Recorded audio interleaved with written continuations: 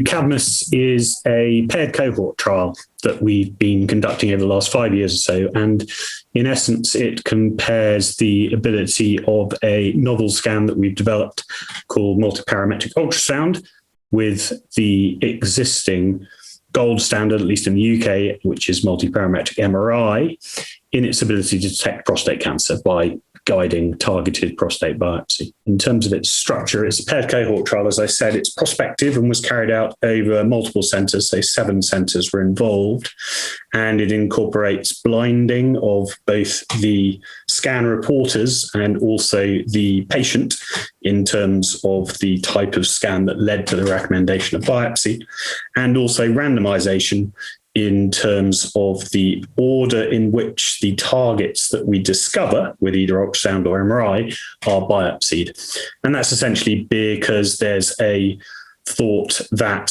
the bleeding and swelling that you might get in the prostate following the first few biopsies may drop the accuracy of subsequent biopsies and subsequent targeting, so attempts to control for that. In broad terms, what CADMUS showed was that multiparametric ultrasound has a performance approaching that of multiparametric MRI. As our primary outcome measure, there are, as you're probably aware, there's a variety of ways of specifying clinically significant prostate cancer. Most urologists and radiologists are agreed that, and oncologists are agreed that there is a entity of significant prostate cancer and insignificant prostate cancer, but the exact threshold above which one might describe a prostate cancer significant is still discussed a great deal. There is no single validated threshold. So what we did was analyse at a variety of thresholds to try and cover that ongoing discussion. And CADMUS showed a 4% lower rate of cancer detection for multiparametric ultrasound at our primary threshold, which was the presence of any Gleason pattern 4 disease or a primary Gleason pattern 4 disease or a core length of any grade of prostate cancer of 6 millimeters or more. And we also publish our findings on a lower, though more commonly used threshold, we think probably since trial began, which is the presence of any Gleason pattern 4 of any length. And in that situation, multiparametric ultrasound detected around 5% fewer tumours.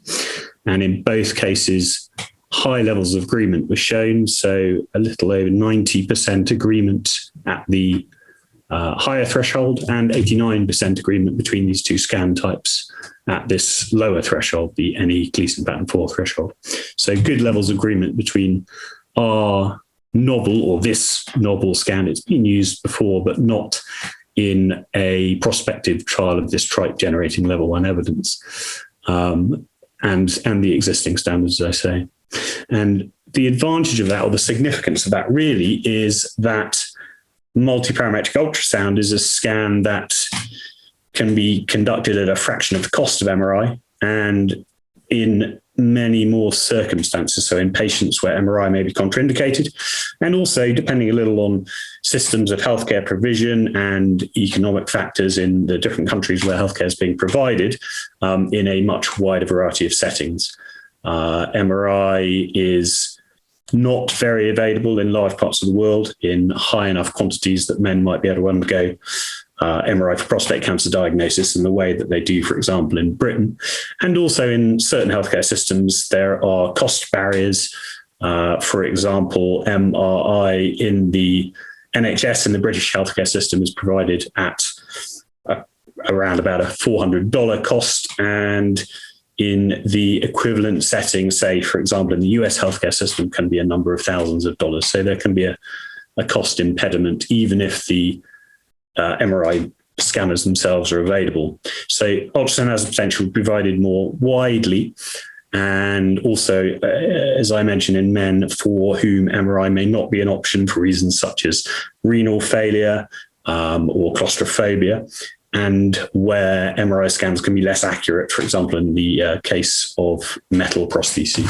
We found that a similar level of performance in multiparametric ultrasound to multiparametric MRI, but also that cancer detection was increased, significant cancer detection and overall cancer detection by using both scans, which relates to this question of whether or not one can look at models of conducting the quicker, cheaper, more accessible scan first, and then in a reduced cohort of men, perhaps the more expensive or complex or harder to access scan, depending on healthcare system. So that's one area of research that I think will be very useful once we get our initial findings published.